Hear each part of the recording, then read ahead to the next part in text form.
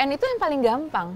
Jadi pemerintah tuh, wah lumayan nih. Kalau menaikkan rate kan tinggal berubah peraturan, tinggal mengumumkan saja kepada masyarakat. Masyarakat kecil itu sangat menjerit dan di pasar itu sekarang harga-harga sudah naik. Walaupun PPN belum naik, harga-harga sudah naik. Pertumbuhan upah minimum kita itu terlalu rendah ya sejak UU CK itu loh. Karena disitulah yang menggerus juga kelas menengah salah satunya karena tidak ada kenaikan pendapatan yang signifikan dari kelas menengah. Akankah pemerintah memenuhi keinginan atau appeal masyarakat ini? Pemerintah yang bijak tentu saja akan memikirkan hal ini.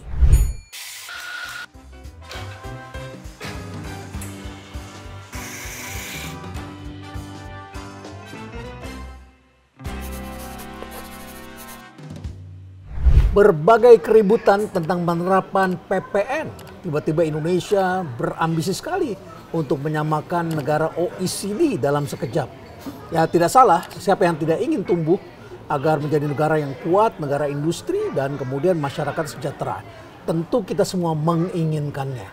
Tetapi ketika kita menerapkan sesuatu, kita harus melihat juga jauh ke depan dan tidak boleh lepas pandang di depan mata kita.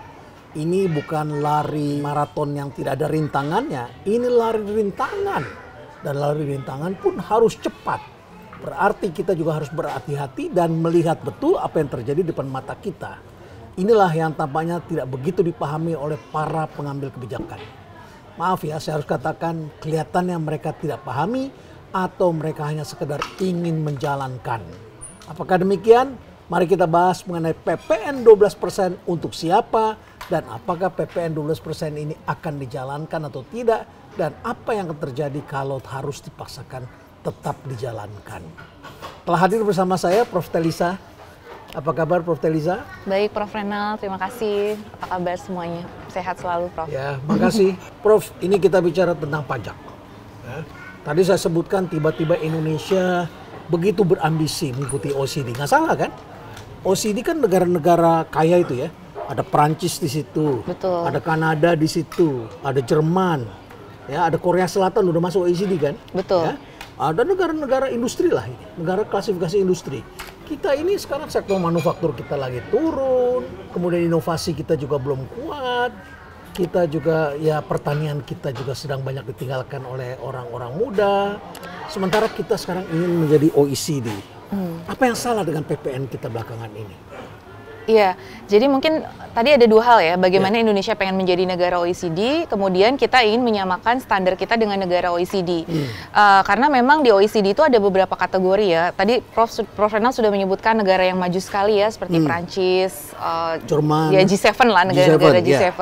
Tapi ada juga yang baru-baru rising seperti Korea, kemudian juga Turki. Nah, itu jadi ada dua level. Nah, Indonesia dengan pertumbuhan PDB-nya, dengan size PDB-nya, kita juga negara G20 yang cukup besar dari sisi size itu, ya kita tentunya ingin terus menjadi negara maju seperti itu. Itu sebetulnya hal yang positif karena OECD itu menerapkan standar-standar internasional yang sangat baik sebetulnya positifnya gitu. Nah kita ingin sesuai dengan standar-standar negara maju dari sisi fairness, keterbukaan, pengadaan barang juga biasanya harus memenuhi standar-standar tertentu. Framework mereka itu sesuai dengan aturan-aturan internasional yang high class, yang tertinggi gitu. Nah itu kalau kita menerapkan framework yang baik itu nanti ekonomi kita pun diharapkan tata kelolanya bagus, segala macam bagus. Nah itu harapannya. Nah kemudian dari sisi kalau kita bicara PPN, nah seperti disebutkan bahwa ya kita tuh masih jauh tertinggal di bawah negara OECD seperti itu. Tapi kita juga harus tahu bahwa negara-negara OECD itu karakternya, sektornya dominasinya formal, sedangkan kita dominasi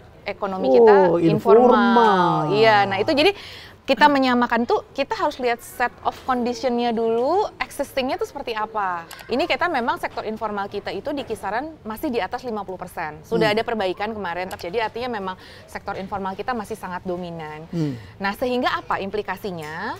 Basis pajak kita itu menjadi terbatas karena yang bisa dipajaki kan kecenderungannya adalah sektor formal. Nah sehingga ya itu tadi tax ratio kita tidak pernah optimal seperti itu. Jadi mau dinaikin berapapun yang bisa dipajakin jumlahnya ya terbatas. Terbatas, iya betul. Ya, jadi orang yang sama terus yang dikenakan yang dikejar, iya. Terlepas dari sekarang perdebatan ya, kita usulkanlah kepada pemerintah. Kita kan satu perahu yang sama, ingin yang terbaik untuk Indonesia ya. Jadi ya PR tax basis itu ya pemerintah sebetulnya pastinya sadar dengan PR tax basis itu. Cuma memang butuh tax effort yang lebih tinggi dibandingkan dengan menaikkan rate. Kalau menaikkan rate kan tinggal berubah peraturan, tinggal mengumumkan saja kepada masyarakat. Tapi kalau memperluas tax basis itu PR-nya adalah ya itu tadi harus menyelesaikan permasalahan informalitas itu salah satunya. Caranya gimana tuh ya? Kalau kayak di India itu contohnya adalah dengan membantu dari sisi perizinan berusahanya, diberikan subsidi karena untuk ke notaris membangun firma atau kemudian CV aja itu butuh biaya 5 berapa? Juta. Iya 5 juta 5 ya Prof juta ya. paling tidak. Nah itu perlu lebih tahu lah di dalam pendirian usaha gitu ya. Nah itu banyak saya sering ngobrol dengan masyarakat kecil gitu. Wah boro-boro 5 juta seperti itu ya, maksudnya 1-2 juta aja mereka merasa itu masih tinggi gitu biayanya gitu. Jadi kalau kita lihat di Singapura katanya penjual es krim di Orchard Road aja itu formal Prof. Karena mereka sangat murah banget, bahkan mungkin bisa dikatakan zero cost gitu untuk hari ini datang ke kantor pajak langsung dikeluarin nomornya. Betul. Yang penting Anda punya legalitas, ada alatnya, ada apa, langsung bisa keluar besok bisa mulai usaha. Betul. Jadi dan formalitas itu di negara seperti Singapura itu tidak menakutkan. Kalau di kita formalitas itu cenderung menakutkan. Makanya ada istilah following in the middle. Misalkan gini kan ada mikro, kecil, menengah. Nah orang itu pada takut dari kecil ke menengah karena once itu ke menengah biasanya formal pajaknya dan langsung banyak macam-macam. Makanya ada di Indonesia itu fenomena pengen stay informal. Karena apa? Ketika dia informal insentifnya banyak sekali. Nanti kalau dia udah pindah naik kelas itu dia nanti nggak dapat insentif. Terus ya itu tadi dikejar dengan macam-macam kewajiban, iuran BPJS ketenagakerjaan untuk karyawannya, untuk macam-macam dari kawasan industri aja dia harus pindah kemana yang itu harus mengeluarkan overhead cost yang tinggi. Jadi terlalu banyak konsekuensi to be formal. Nah itu mungkin jadi antara informal sama formal pemerintah itu harus membuat level of playing field yang jangan terlalu jauh sehingga orang ada insentif to be formal. And then kalau kita lihat formal ya itu kan lebih mudah nanti untuk taxnya gitu.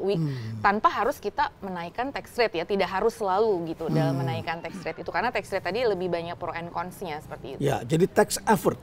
Betul. Tax effort ini bukan hanya kerjaan Kementerian Keuangan, betul. Tetapi juga adalah kepala dinas, termasuk kepala dinas UMKM, betul. Kepala dinas Perindak, ya, kepala dinas tenaga kerjaan, dan kepala dinas lain agar mereka mempermudah perizinan. Kalau kita izinin malah diperbanyak, tapi masing-masing sendiri-sendiri. Betul. Begitu. Itu dalam teori memang dijelaskan itu namanya tax effort ya. Jadi tax effort itu adalah upaya untuk meningkatkan pendapatan pajak, ya kan? Nah, Indonesia itu tax effortnya masih di bawah 1. Itu artinya masih rendah. Dan kita jauh tertinggal. Yang terbagus itu salah satu benchmarknya itu Selandia Baru, dia sekitar 1,8. Nah Indonesia tuh masih sekitar 0, ya fluktuatif ya tergantung tahunnya. Masih di kisaran 0,3, 0,5, 0,7. Rendah sekali. Iya. Rendah sekali. Bahkan kita hampir sama pernah ya ada studi kita tuh nggak terlalu jauh dari Kenya. Kenya itu sekitar 0,5 juga seperti itu. Jadi ya Kenya kan ya kita sebenarnya level of development sudah sangat jauh, tapi kenapa tax effort kita dibandingkan dengan Kenya nggak Nah itu PR-nya. Nah cuman tax effort ini memang tidak mudah ya Prof ya. Jadi itu yang mungkin kenapa tax rate ini lebih dipilih karena ya mungkin lebih mudah dibandingkan dengan tax effort yang lain. Jadi tax effort itu selain daripada tax rate ada tax basis tadi meningkatkan tax basis dan tax administration. Nah kita sudah menjalankan untuk tax administration kan kita akan ada perbaikan dari sisi administrasi perpajakan yang nanti ada sitas dan lain sebagainya itu core tax system. Gitu. Ya jadi seringkali dikatakan no effort no result gitu ya. Kalau effortnya kita tidak naikkan, resultnya pun tidak bisa kita dapatkan. Iya. Hampir pasti kita bisa katakan demikian. Betul. Ya kecenderungannya ya Prof maksudnya. Ini yang terjadi effortnya dilakukan dengan cara mengeluarkan jenis-jenis barang dan makanan yang masuk dalam kategori yang dikenakan PPN. Dan kemudian menyediakan bantuan sosial. Tapi kemudian menteri yang lain mengatakan nggak ada itu bantuan sosial untuk PPN 12% katanya. Ada nggak sebetulnya bantuan sosial untuk PPN 12%? Jadi ini memang stimulus package untuk memitigasi dampak negatif itu memang common dilakukan. Seperti Jepang waktu naikin yang seperti saya tadi cerita ada PM Shinzo Abe itu waktu itu tahun 2017-18 itu dia menaikkan 2014 tuh menaikkan dan dia planningnya sudah untuk 2018 naik sekian, 2019 naik sekian. Jadi dia juga 2 kali naik sama kayak kita, persis banget. Nah dalam waktu beberapa tahun. Nah Jepang pun waktu itu menyiapkan stimulus untuk produk-produk tertentu agar tidak dikenakan kenaikan PPN itu, atau dia menyiapkan stimulus untuk masyarakat voucher belanja dan lain sebagainya. Jadi itu memang common ketika ada satu kebijakan, karena waktu itu Jepang juga sama mengalami defisit fiskal yang cukup besar sehingga butuh menutup. Ya, dia salah satunya mau menaikkan PPN gitu. Nah, tapi ternyata pada saat itu drop banget konsumsinya seperti itu di Jepang. Nah, akhirnya dia menunda. Nah, Shinzo Abe itu sampai 2 kali menunda kenaikan itu. Jadi 2 kali dia deferred. Nah, karena kondisinya sangat dinamis waktu itu, ternyata memang kalau kita belajar dari Jepang, memang kita bisa melakukan penundaan itu. Nah, tapi kemudian juga belajar dari Jepang memang ada compensation. Jadi selalu ada dari satu kebijakan kan ada winner, ada loser. Yeah. Nah, untuk meminimalisir dampak negatif itu biasanya kita ada istilahnya itu compensate the loser. Nah, compensate memitigasi berbagai resiko. Nah, makanya dikeluarkanlah stimulus ini gitu. Jadi ada kontraksi, tapi kita ada ekspansi. Nah, neto efeknya sekarang masalahnya stimulus ini bagaimana skimnya, desainnya. Karena gini, kalau pajak itu sudah pasti mengenai semua. Kan kalau PPN langsung direct semua terkena. Langsung, tidak tanpa lag, langsung. Nah, kalau stimulus itu kan ada kriterianya. Tidak semua menerima. Kemudian juga biasanya butuh lag waktu, butuh jeda waktu. Nah, sekarang pertanyaannya seberapa stimulus ini bisa mengkompensasi yang tadi? Gitu. Nah, itulah yang sekarang bagaimana PR-nya kalau pemerintah tetap ini ingin dijalankan, memastikan bahwa stimulus ini bisa compensate dampak negatifnya. Seperti itu sih Prof kalau dari kami. Nah, kita baru saja keluar dari COVID-19. Apakah kita sudah kembali normal? Apakah kita sudah pantas untuk hidup kembali dengan era pajak-pajak sebelumnya? COVID 2020, 21, kemudian 22 kita mulai sedikit merelaksasi. Dan situasi ekonomi kita nikmati sedikit membaik 2022, 2023. Tapi 2023, 2024 situasi tentu berbeda. Apakah situasi itu yang mendorong pemerintah berpikir bahwa kalau begitu memang saatnya untuk menerapkan PPN ini dinaikkan terus? Kan baru dinaikkan dari 10% ke 11%. Iya. Ya. Betul. Kemudian dinaikin lagi mau jadi 12%. Sebenarnya apa sih yang melatar belakangi ini? Iya. Jadi kalau boleh cerita sedikit, Prof, kebetulan 2020 ya saya sebagai anggota yang membantu tim kajian untuk kepada pemerintah ya juga untuk waktu mau mengeluarkan undang-undang HPP. Timnya banyak ya. Saya hanya sub tim dari yang sangat kecil ya, tapi memahami juga karena pernah berkontribusi memberikan masukan seperti itu. Sebelum dijelaskan, saya jelaskan dulu. Prof. Telisa Aulia Valianti ini adalah guru besar ilmu ekonomi moneter di FEB UI, ya, dan senior advisor di salah satu perusahaan sekuritas nasional serta mantan asisten khusus bidang ekonomi. Betul. Ya, sehingga Anda tahu juga dilema mengenai peraturan dan Anda turut terlibat seperti yang Anda katakan membuat undang-undang harmonisasi perpajakan nasional. Tidak membuat tapi memberikan masukan dalam pembuatannya seperti itu masukan. Iya, karena kan itu dari Kementerian Keuangan, DPR dan sebagainya, tapi kami karena bekerja di pemerintah tentunya bisa memberikan masukan. Itu 2020. Iya, 2020 waktu itu intensif sekali rapat tentang Covid, kemudian rapat tentang HPP. Itu satu paket dengan UU-CK waktu itu. Kenapa? Kita kan memang kita punya cita-cita untuk ekonomi kita makin growing setelah Covid itu. Kita bikinlah asumsi. Ya kan, biasa kan kalau kita membuat policy itu ada asumsinya.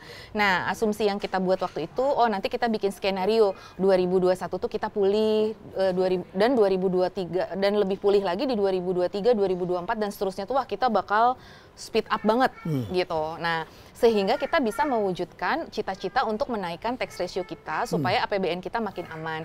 Dan kita tahu bahwa COVID itu kan kita berutang, ya kan, untuk membiayai COVID itu. Kan kita tahu waktu itu ada dana PEN, pemulihan ekonomi nasional, kita keluar uang berapa ratus triliun sampai 800 triliun melalui burden sharing, itu suatu saat harus kita bayar. Nah, kita waktu itu bisa defisit lebih dari 3% dari PDB, tapi setelah itu kan harus kembali, nanti di 2024, 2025 kita harus kembali lagi ke defisit. Nah, itu semua butuh biaya. Nah, kita harus mencarikan waktu itu biaya biayanya itu dari mana ya? Nah, salah satunya memang untuk dari perpajakan seperti itu. Nah, kita asumsikan bahwa ekonomi kita akan bagus sekali setelah COVID itu, gitu. Nah, jadi kita makanya kenapa dinaikkan dari 10 ke 11 karena kita bandingkan masih jauh.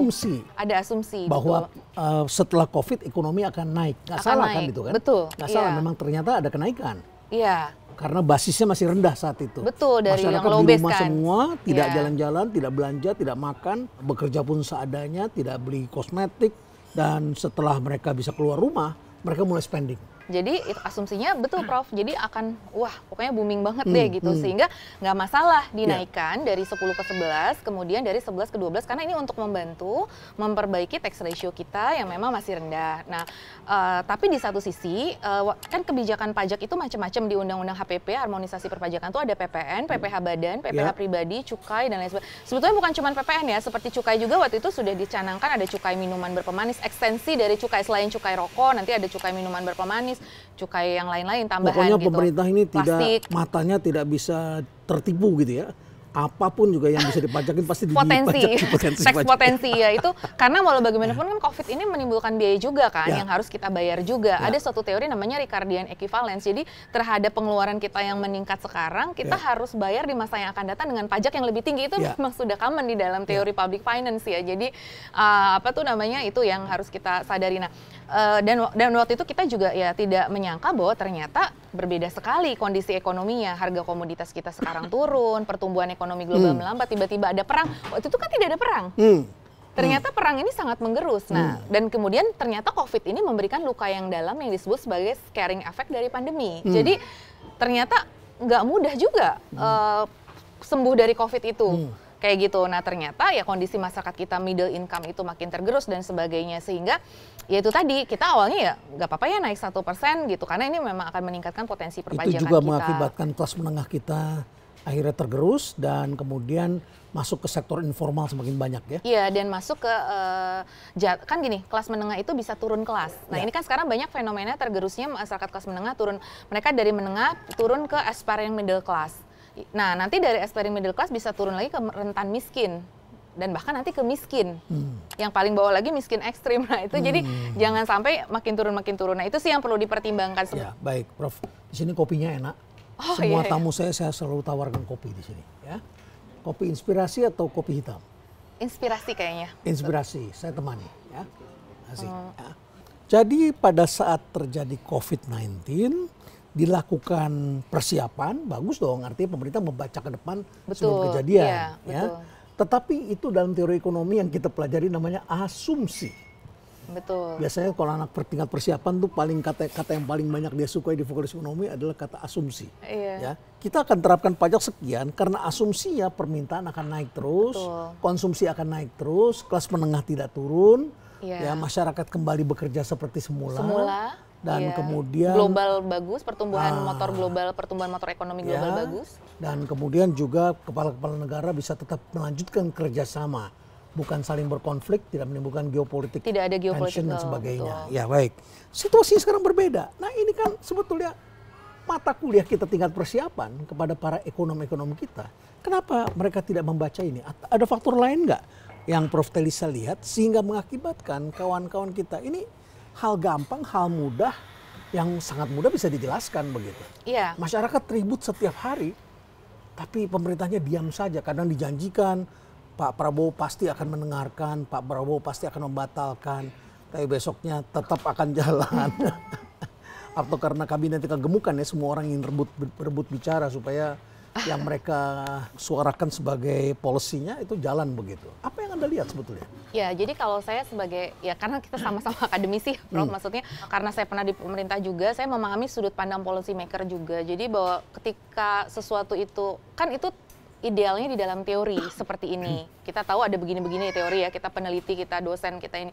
Nah, tapi dalam praktek pengambilan kebijakan kan nggak bisa selalu mengambil yang namanya first best policy. Jadi sebetulnya kalau di dalam first best policy itu kita mengambil berusaha pilihan kebijakan yang paling baik, yang paling tidak merugikan, yang net benefitnya itu kalau kita bikin cost benefit analisis yang paling oke, cost benefit analisisnya benefitnya lebih tinggi daripada costnya, yang semua happy dan sebagainya, itu first best. Tetapi dalam dunia praktek kan kita nggak selalu bisa mengambil yang first base itu ya, Prof. Nah, kemudian jadi ada yang disebut sebagai fiscal space. Jadi memang pilihan kebijakan pemerintah pasca COVID itu membuat fiscal space kita itu semakin terbatas begitu, Prof. Jadi tidak banyak pilihan gitu, karena tadi kondisi kita begitu banyak. Terima kasih, Prof. Ya.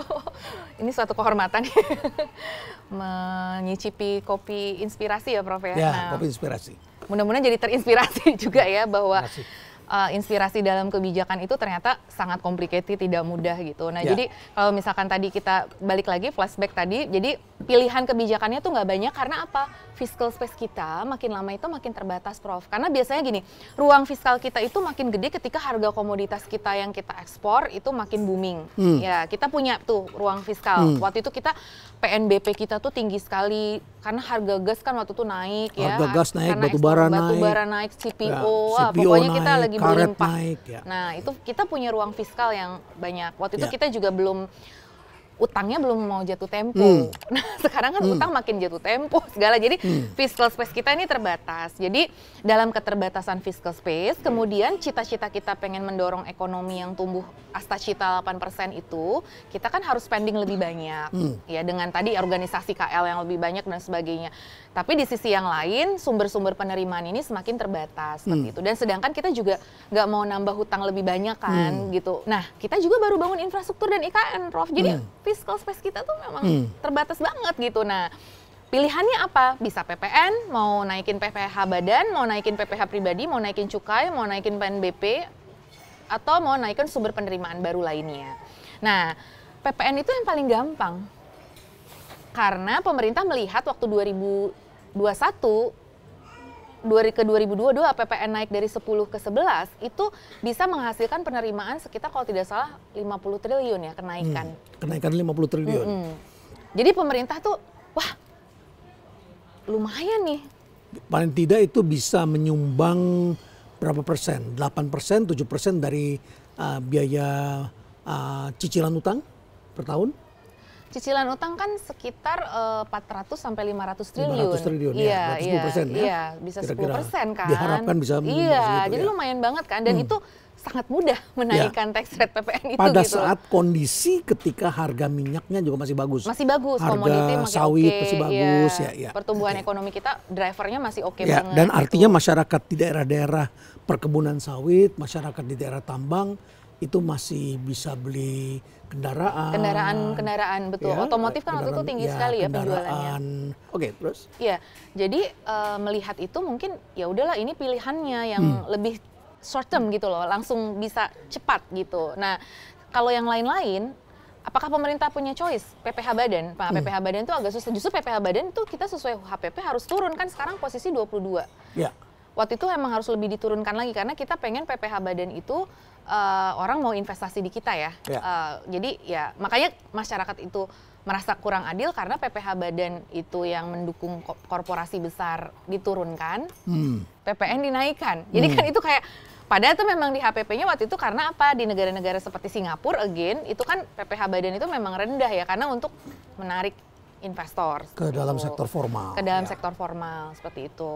PPh pribadi, nah itu kan ada tax gap dan tax ratio kemarin ya yang kita diskusikan bahwa memang PPh pribadi itu sama PPN sebetulnya PPh pribadi ini masih banyak yang belum bisa dikejar juga, masih banyak kebocoran juga di situ, bahkan kebocorannya lebih tinggi dari PPN. Nah, maksudnya mungkin untuk keadilan pemerintah juga bisa mensosialisasikan bahwa sebetulnya bukan cuma PPN saja yang dikejar, tapi juga PPh pribadi, terutama PPh pribadi yang masih itu. Nah itu prinsip keadilannya. Jadi kalau kita bicara pajak itu ada equity, ada kenyamanan, equity itu keadilan ya, keadilan, kenyamanan, kemudian juga ada faktor kemudahan, simplicity. Nah itu ada 3 dimensi. Nah itu bagaimana pemerintah menyampaikan itu juga prinsip keadilan ini loh. Jadi dan juga credibility. Nah credibility itu adalah masyarakat itu akan lebih rela membayar pajak apabila tidak dikorupsi. Nah, jadi masyarakat tuh sekarang resah banget, wah kita diambilin gini-gini, tapi kok corruption-nya masih ada. Aparat kita makin sembarangan. mengalokasikanannya nanti seperti apa, mengalokasikan uang yang sudah kita setor untuk pajak itu seperti apa gitu. Disitulah sebetulnya 4 dimensi itu yang pemerintah harus lebih banyak communicate juga gitu loh. Dan dengan kompensasinya dan kemudian juga gimana logistik kita murah, ini murah. Jadi maksudnya oke lah PPN naik, tapi logistik kita murah, terus kemudian, nah ini berbarengan lagi dengan berita subsidi BBM akan dikurangi dan pembatasan BBM bersubsidi. Jadi masyarakat tambah tertekan. Gitu. Nah itu mungkin yang bagaimana itu real ya, bukannya kecemasan tanpa sebab kan. Itu adalah sesuatu yang mereka rasakan, mereka dengar, mereka lihat, dan mereka mulai mengalami sedikit-sedikit hal seperti itu. Iya, betul. Itu betul-betul.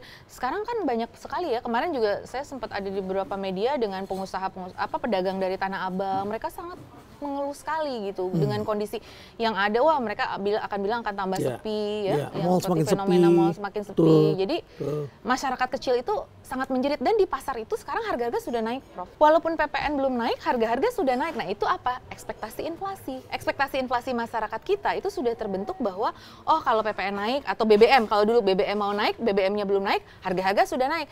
Walaupun PPN lebih selected, katanya dikecualikan untuk ini, dalam realitas, di dalam kenyataan untuk simplicity tadi, orang biasanya nggak lihat lagi mana-mana, pokoknya semua dipukul rata aja. Karena kalau kita satu-satu, kita ada 500 item barang misalkan di supermarket, ya sudah aja disamakan semua gitu. Walaupun yang satu dikecualikan, yang satu misalkan dapat diskon pajak atau apa, agak repot gitu loh. Seperti itu. Prof, silakan kita ngopi dulu ya. Oke, makasih. Ya, jadi ini kopinya namanya kopi inspirasi. Kopi inspirasi. Kalau saya yang panas ini. Ya. Oke, saya yang dingin nih karena suasananya mulai memanas nih kita ngomongin pajak.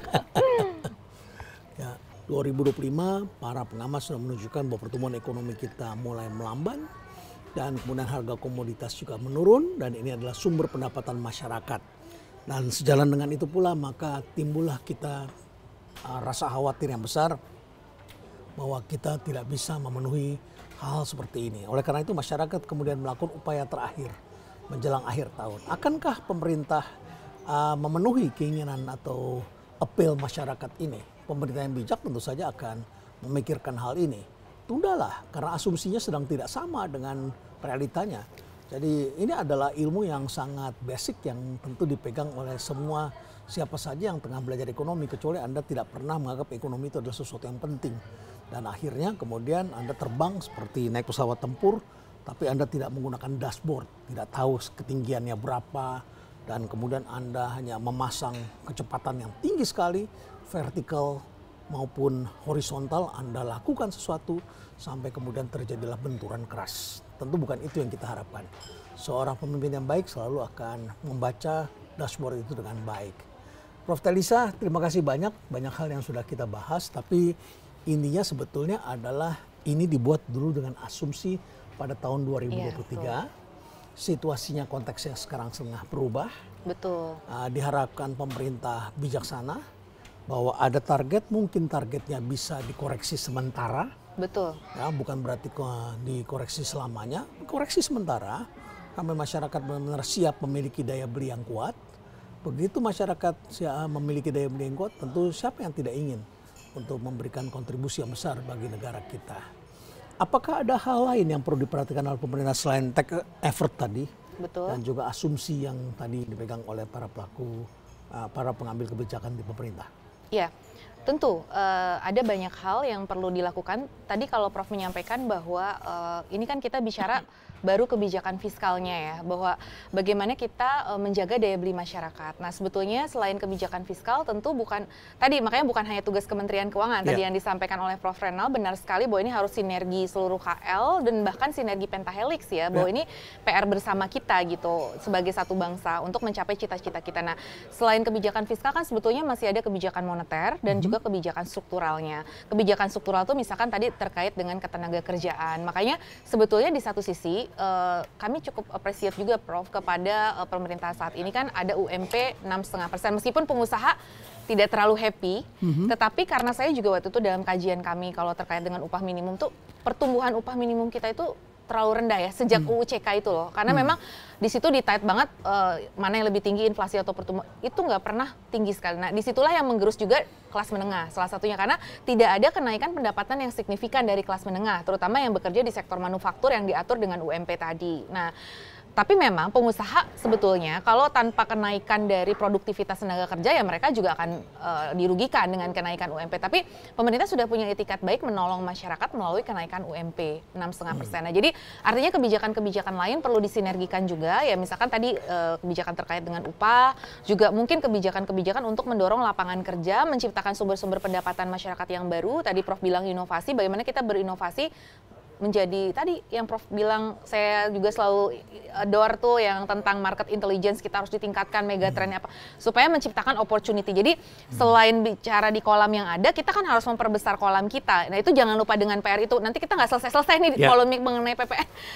Selain ini kita juga harus segera bangkit untuk apa sih peluang-peluang ke depan yang harus kita dorong, sehingga nanti kalau kita pendapatan bagus, segala bagus, dari sumber pendapatan baru, ya kita kan bisa mengcover dampak kenaikan dari PPN ini seperti itu. Jadi itu juga, nah kebijakan moneter, makroprudensial, kebijakan struktural itu harus didorong juga seperti itu. Bagaimana sih katanya kan mau ketahanan pangan, energi itu harus diselamatkan. Nah itu gimana PR-PR itu dalam implementasinya. Dan yang masyarakat-masyarakat rentan ini juga mungkin tadi ya yang mendapatkan bantuan ini harus segera juga Prof, karena di lapangannya sudah cukup mengkhawatirkan ya, banyak kejadian-kejadian seperti begal semakin meningkat kayak gitu ya, kejahatan, kriminalitas, nah itu harus kita jaga, pemerasan tinggi, terus tadi judul pinjol itu tambah memperparah, itu setuju banget harus segera kita bereskan supaya ini tadi ekonomi kita bisa bekerja, menciptakan multiplier effect sehingga dampak PPN ini kita bisa cover, bisa compensate seperti itu sih. Suku bunga mungkin harapannya kan The Fed sudah mulai nurunin nih Prof, suku bunga. Nah harapannya berimbas ke sini. Iya gitu, bunga yang turun ini masyarakat makin mudah mendapatkan kredit.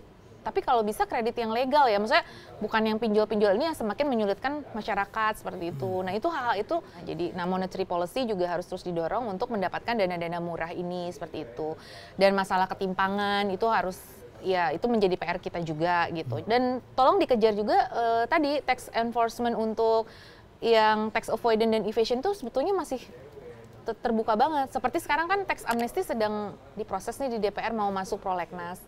Nah kalau tax amnesty itu bisa berjalan, sebetulnya itu bisa menjadi pemasukan juga untuk negara kita. Tapi bagaimana evaluasi dari tax amnesty sebelumnya? Jadi ya jangan terkesan tadi ada pengampunan pajak ya. Isunya kan bahkan ada koruptor boleh mengembalikan kayak gitu. Jadi itu mungkin kredibilitas dari tata kelola keuangan negara secara overall itu juga agar masyarakat sadar bahwa memang pajak ini akan digunakan dengan baik karena ini dari kita untuk kita oleh kita sebetulnya untuk membangun seperti itu sih.